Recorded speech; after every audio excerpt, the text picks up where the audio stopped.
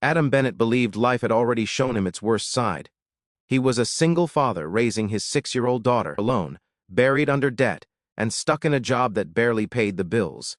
Every day felt like a fight just to stay standing. But nothing could have prepared him for what happened the morning he was called to the 36th floor, the place where power lived and ordinary employees never went unless something was terribly wrong. The woman waiting for him was Luna Sterling, the most influential executive in the company. Adam was sure he was about to lose his job. Instead, she met his gaze and said something he never expected.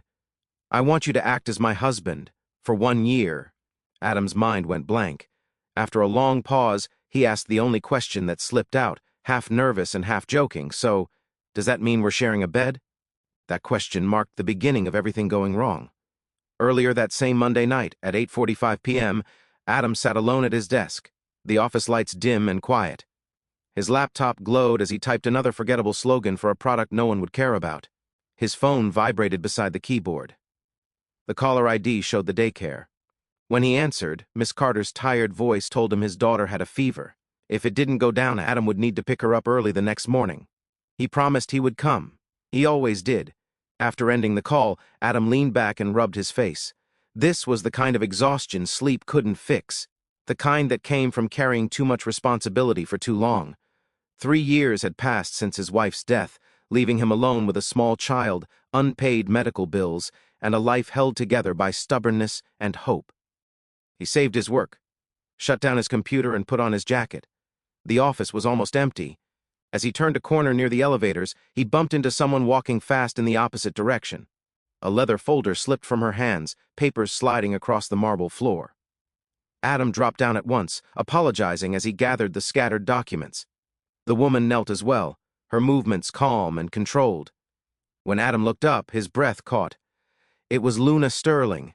She was known for keeping distance from everyone outside the executive circle.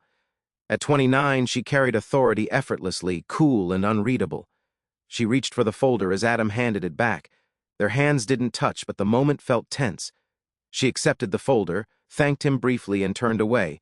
Just another forgettable interaction. Or so it should have been. Adam noticed something she hadn't. A cream-colored envelope, sealed and stamped, lay partially hidden near a cabinet. He picked it up and called out to her. Luna stopped and slowly turned around. Adam hurried after her, gripping the envelope as if it might burn through his hand if he held it too long. When he reached her, he offered it without a word. Luna accepted it, opened her handbag, and calmly took out several $100 bills. She held the money toward him. Adam looked at the cash, then back at her face. He shook his head and gently pushed her hand away.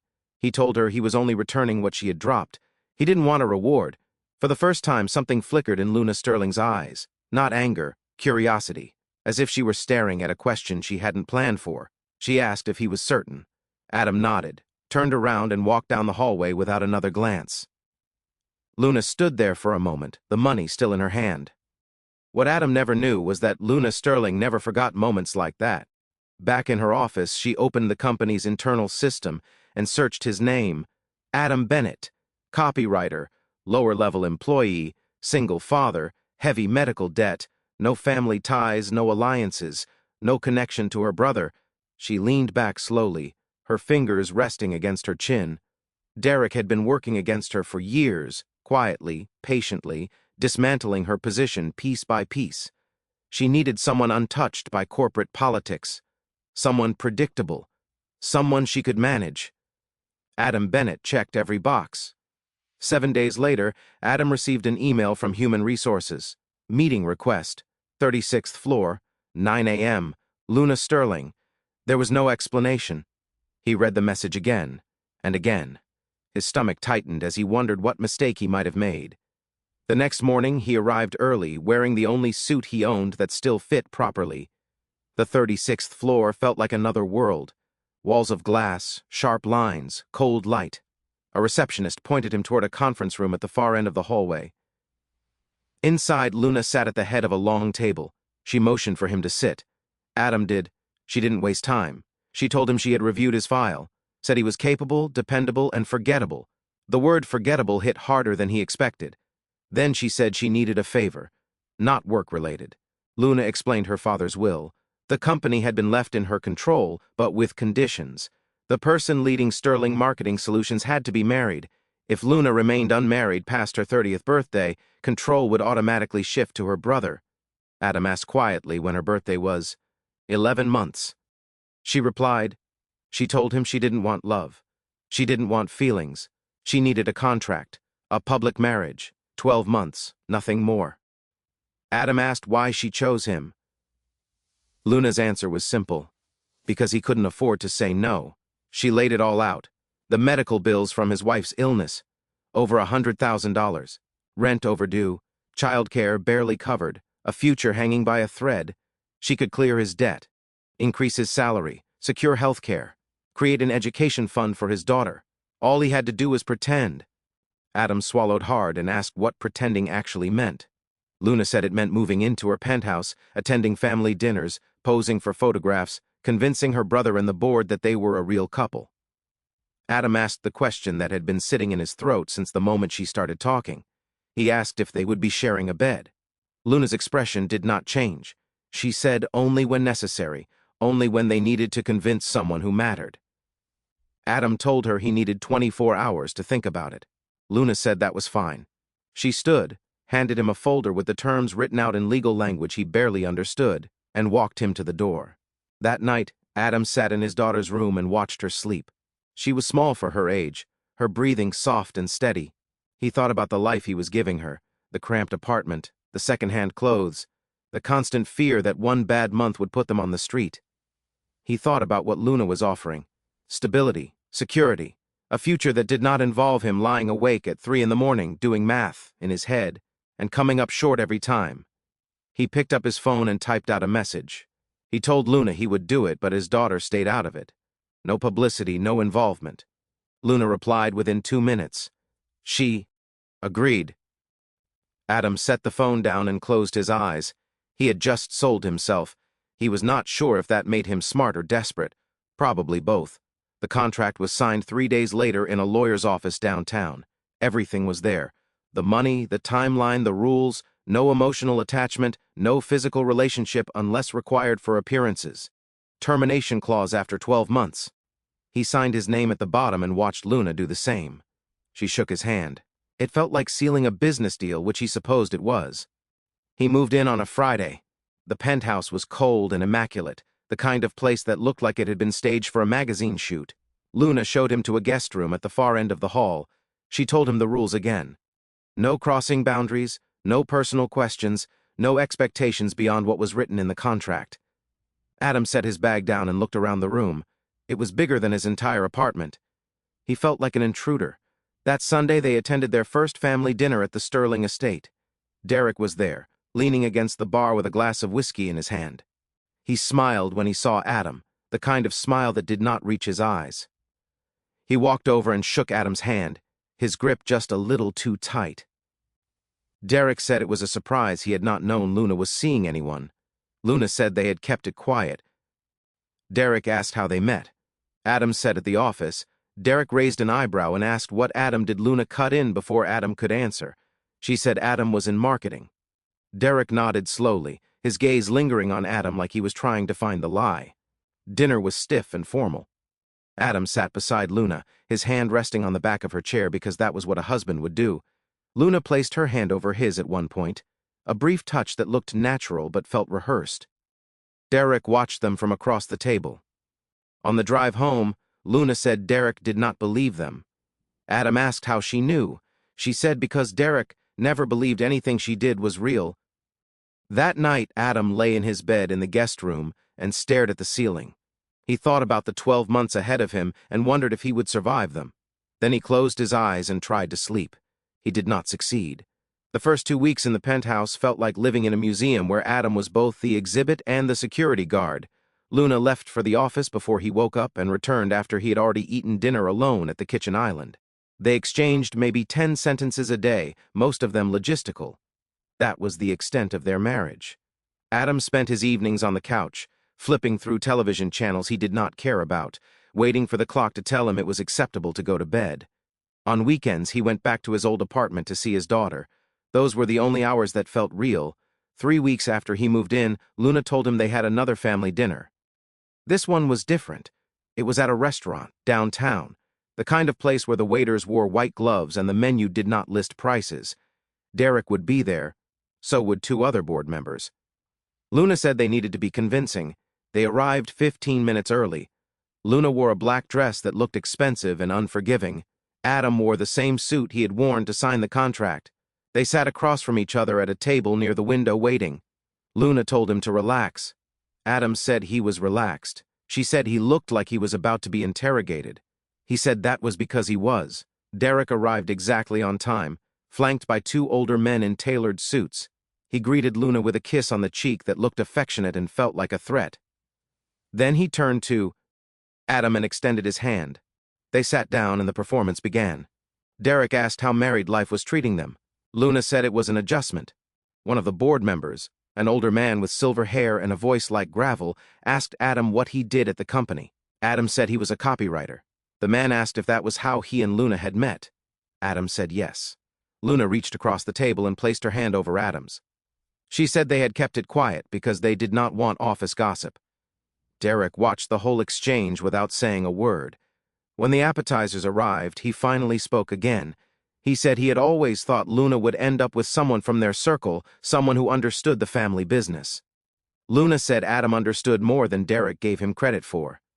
Derek said he hoped so because the company was not kind to people who did not belong.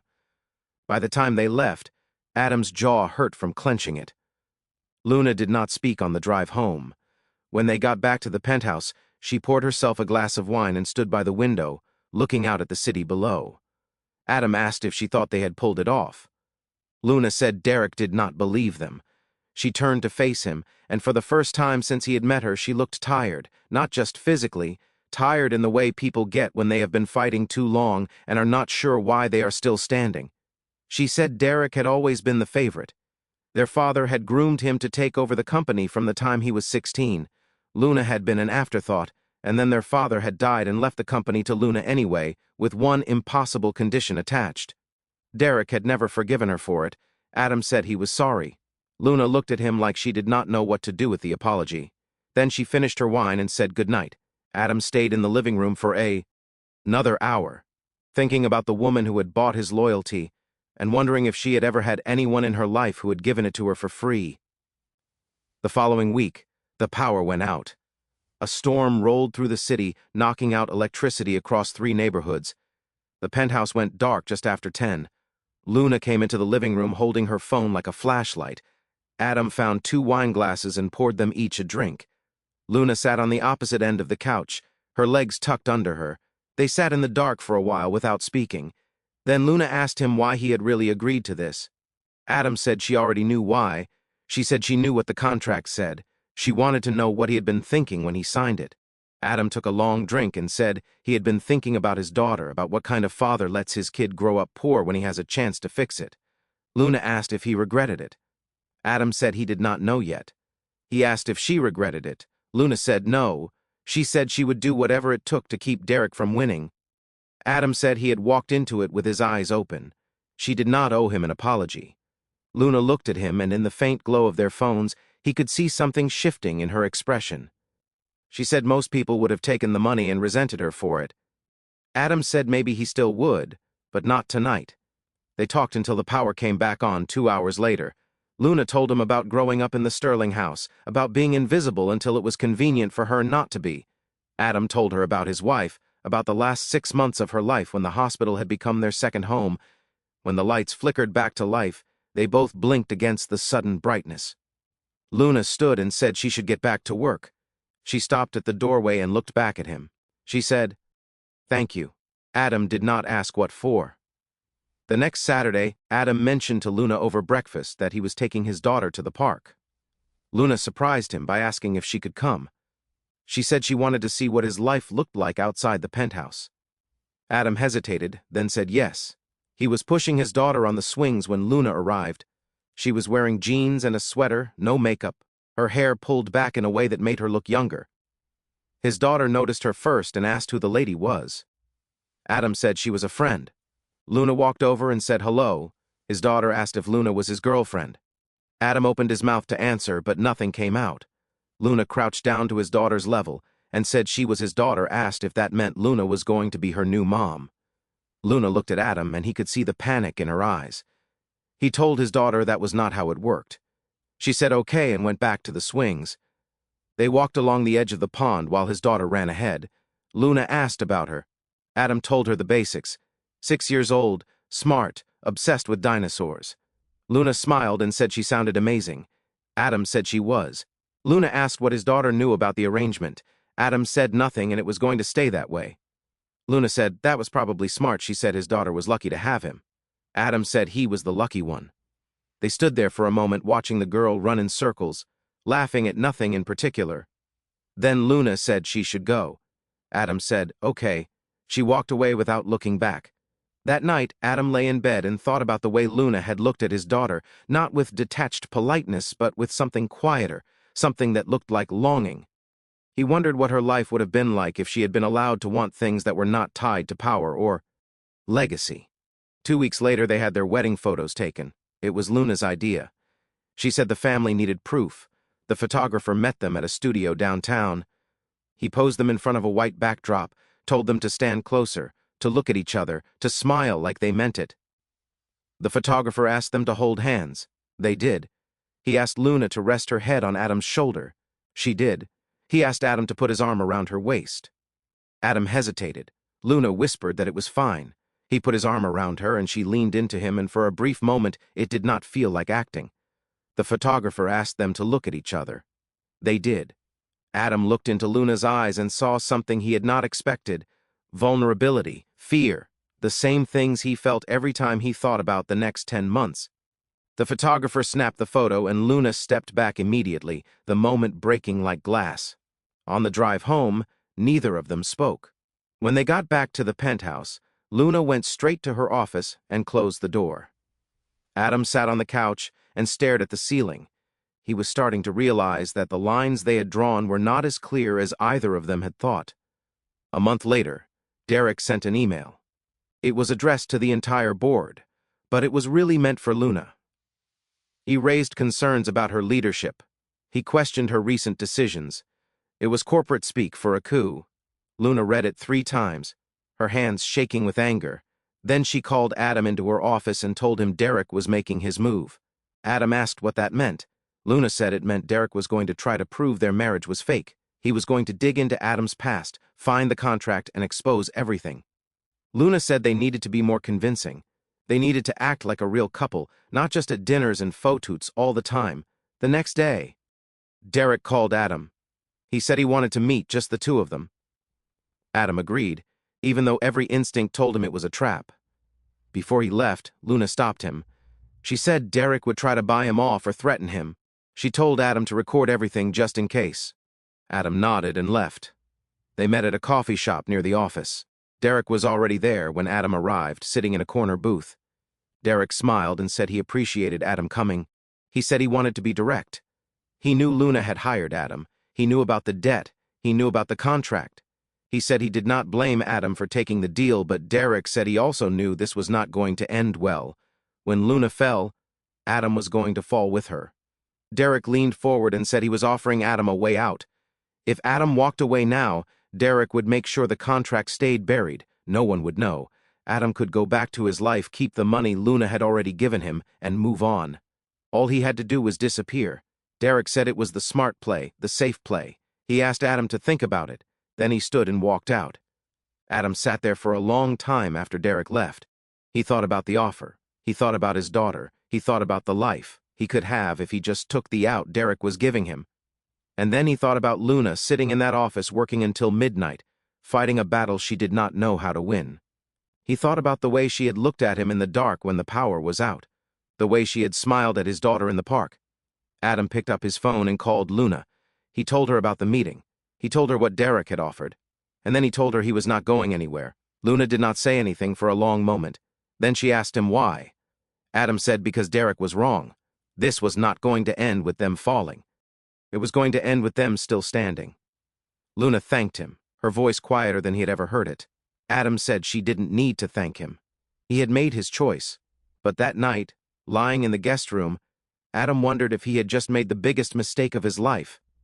because Derek was not the kind of man who took no for an answer, and Adam had just put a target on his back. Derek moved faster than Adam had expected. Within a week of their coffee shop conversation, Luna received a notification that an emergency board meeting had been called. The subject line was vague, something about reviewing executive leadership and corporate governance, but Luna knew exactly what it meant. Derek had found something, or he thought he had. Either way, he was ready to make his play. The meeting was scheduled for Thursday morning at 10. Luna told Adam he did not need to come. He said he was coming anyway. She asked why. He said because if Derek was going to burn them both, he wanted to be in the room when it happened. Luna did not argue the night before the meeting. Adam could not sleep. He lay in bed staring at the dark ceiling, running through every possible scenario in his head. Derek had the contract. He had the financial records. He had proof that Luna had paid off Adam's debts. There was no good way to spin that. Around 3 in the morning, Adam got up and walked to the kitchen. He poured himself a glass of water and stood by the window, looking out at the city lights. He heard footsteps behind him and turned to see Luna standing in the doorway. She was wearing an oversized sweater and sweatpants, her hair loose around her shoulders. She looked more human than he had ever seen her. She asked if he was okay. Adam said he was fine. She said he was a terrible liar. Adam asked if she was scared. Luna said yes. She said she had spent her entire life trying to prove she was good enough. And tomorrow Derek was going to stand in front of the board and tell them she was a fraud. Adam said she wasn't a fraud. She said it didn't matter what the truth was. It mattered what they believed. Adam asked what she was going to do. Luna said she was going to tell the truth. She was going to admit that the marriage was a contract. She was going to admit that she had paid him, and then she was going to remind the board that her father's will was outdated and controlling and that she had been running the company better than Derek ever could. Adam asked if she thought it would work. Luna said no, but it was the only move she had left. They stood there in the kitchen, the silence stretching between them. Then Adam said he wasn't going to let her do this alone. Luna looked at him, and for the first time since he had met her, her mask slipped completely. She asked why he was still here, why he had not taken Derek's offer and walked away when he had the chance. Adam said maybe because he was tired of running, maybe because he had spent 3 years watching his wife die and feeling powerless. And this was the first time in a long time that he felt like he could actually fight for something. Luna said he was going to lose. Adam said maybe, but at least he would lose standing up. Luna smiled just a little and said he was either very brave or very stupid. Adam said it was probably both. The boardroom was on the 40th floor, all glass walls and leather chairs. Adam sat beside Luna at the far end of the table facing Derek and the rest of the board. There were 7 people in total, not counting Luna and Adam. Derek sat at the head of the table, his expression calm and confident. He looked like a man who had already won. The meeting started with pleasantries. The board chair, a man in his 60 seconds named Gregory, thanked everyone for coming on short notice. He said there were some concerns that needed to be addressed regarding leadership stability. Then he turned the floor over to Derek. Derek stood, straightened his tie, and smiled. He said he wanted to start by saying he had nothing but respect for his sister. She had worked hard. She had brought some good to the table. But recently he had become aware of some troubling information that suggested Luna had not been entirely forthcoming with the board about her personal life. Derek opened a folder and pulled out a stack of documents. He said he had proof that Luna's marriage to Adam Bennett was not what it appeared to be. He laid out the evidence piece by piece, the contract, the financial transfers, the timeline of when Adam's debts had been paid. He said Luna had hired Adam to play the role of her husband so she could satisfy the terms of their father's will. He said it was fraud. He said it was manipulation. He said it called into question her integrity and her fitness to lead the company. The room went silent. All eyes turned to Luna. She sat perfectly still, her hands folded on the table in front of her. Then she stood. She said Derek was right. She had entered into a contract with Adam. She had paid his debts. She had asked him to pretend to be her husband for 1 year. She said all of that was true and she was not going to apologize for it. Luna said the problem was not that she had hired Adam. The problem was that their father had written a will that treated marriage like a qualification for leadership. She said it was archaic and insulting, and she had done what she needed to do to work around it.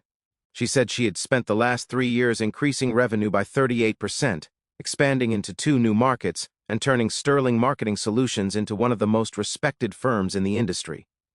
She asked the board if any of that would have been possible if Derek had been in charge. Derek said that was not the point. The point was that she had lied.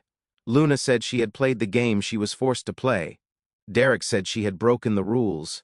Luna said the rules were broken to begin with. The two of them stared at each other across the table, and Adam could feel the years of resentment crackling in the air between them. Then Adam stood up. Every head in the room turned toward him. He said he had something to say.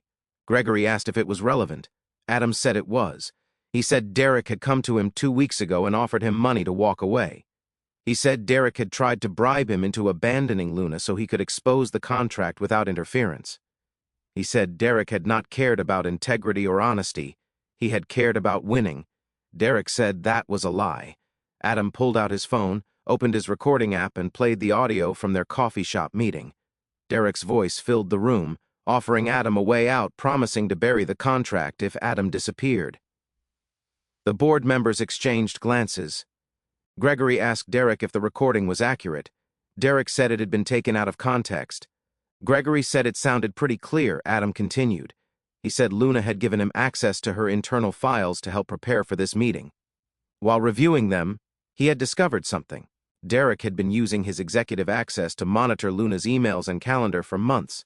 He had been tracking her meetings, her communications with the board, even her personal correspondence. It was a direct violation of company policy and a breach of fiduciary duty.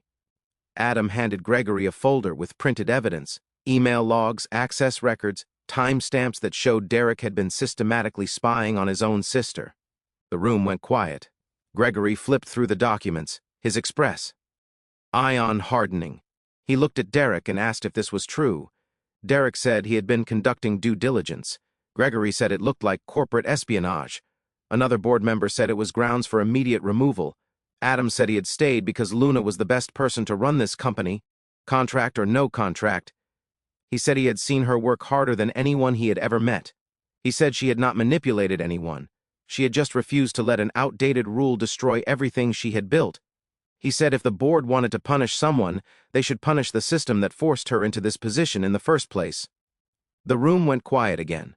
Gregory looked at Derek, then at Luna, then at Adam. He said the board needed time to deliberate. He asked everyone except the board members to leave the room.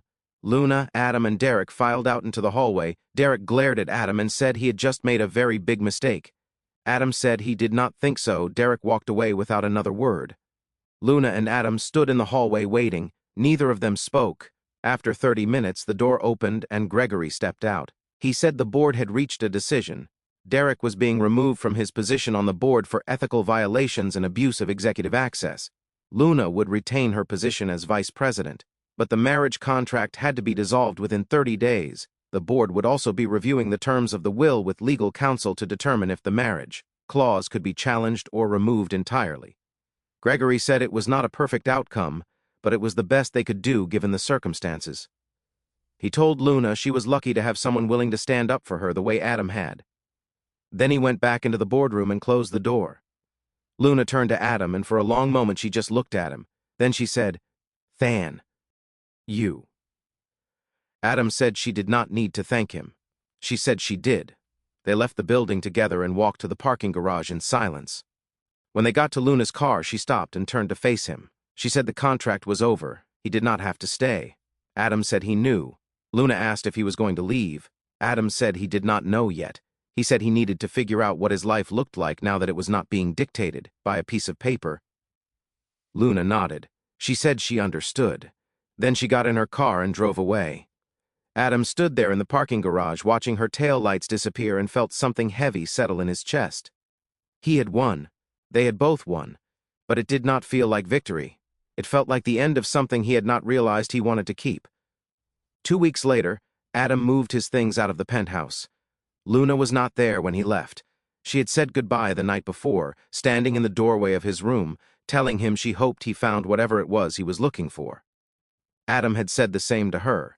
He went back to his old apartment, back to his old life, back to the rhythm he had known before Luna Sterling had walked into it.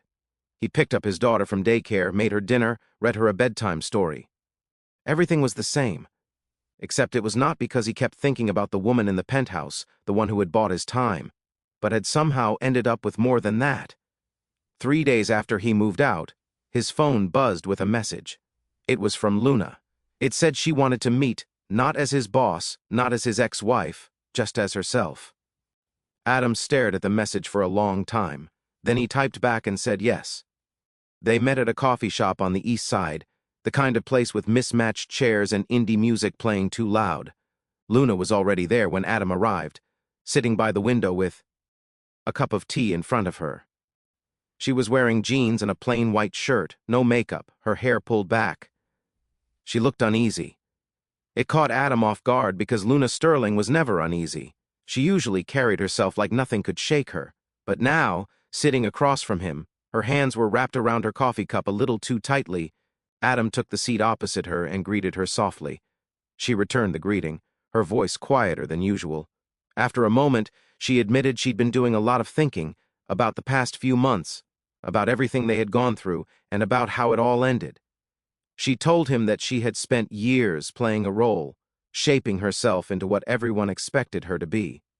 Somewhere along the way, she'd forgotten what honesty felt like. She said she wanted to stop pretending, at least here, at least with him, if he was willing to let her. Adam asked what she meant. Luna took a breath and said she didn't want contracts anymore. No deals, no performances, no rules written in fine print, just two people who had shared something strange and heavy, trying to see if there was anything real beneath it all. She didn't know where it would lead. She didn't even know if it would last. But she wanted to try. She asked if he did, too. Adam studied her face, not the executive, not the woman who commanded boardrooms, but the person beneath it. He saw the woman who had stood firm under pressure without apology, the one who had sat beside him in silence and told him truths no one else knew, the woman who had knelt in the park to talk to his daughter, smiling like she was rediscovering something gentle and simple. "Yes," he said, "I want to try." Luna smiled, and this time it wasn't polished or guarded. It was open, real. She nodded once and said, "Good." Then, with a hint of nervous humor, she asked the question that had followed them from the very beginning. "So, are we sharing a bed?" Adam laughed, shaking his head. "Maybe," he said. "Just not tonight." She smiled and said that seemed fair. They stayed there for a while sipping their coffee, talking about nothing important at all. No roles, no expectations, no pretending. Just two people finally honest, quietly wondering what came next. And Adam thought that was a pretty good place to start.